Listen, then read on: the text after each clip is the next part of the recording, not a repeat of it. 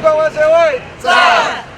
成立8档的台南市灵性关怀协会，长期关心弱势族群，提供社会急难救助金、弱势学童课后辅导以及弱势家庭丧葬补助等。经伫咧每当岁末年终之际，固定办理寒冬送暖活动。今年补助的对象是东区一直看家收以及独居长者，为发送生活物资、棉被等，希望会当让弱势朋友感受到社会温暖。听阮灵性关怀协会吼，甲咱台北区公所，来举办一小木人中的大领导关怀活动吼，感谢咱区长吼陈胜男这带活动，拢咱全力的支持吼。最希望台湾今年帮助的是低收入户，个1、2款来独居老人，因为我听要到那个包民生物资，尤其即摆愈来愈冷吼，咱今年也特别。关注咱棉被，后台迄个时代啦，感受到咱社会温暖。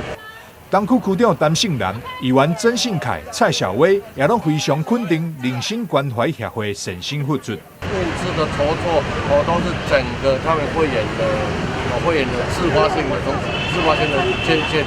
并没有对外的那种募款，这是非常难能可贵。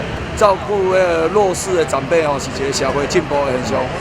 会使讲伊需要帮忙的人，拢会使感受到咱这个温暖安尼。袁良理事长，他结合了我们的和乐公益协会，大家一起来到我们东区，针对我们的1、2款以及我们的独居老人呢，给予寒冬送暖。真侪东区里长、爱心团体因为灵动协会成久，也拢加入寒冬送暖的行列。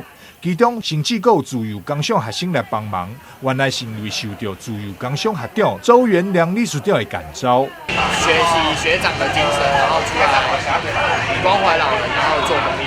做公益哈。今天大概准备了什么东西？我们今天准备了那个杯子蛋糕，都是你们自己制作的吗？对。灵性关怀协会岁末年终关怀活动，连接社区、团体、学校以及各公益团体，形成爱的循环，为社会创造温馨。协会希望会当借此带动社会更侪人加入关怀弱势行列。台南新闻张硕伟采访报道。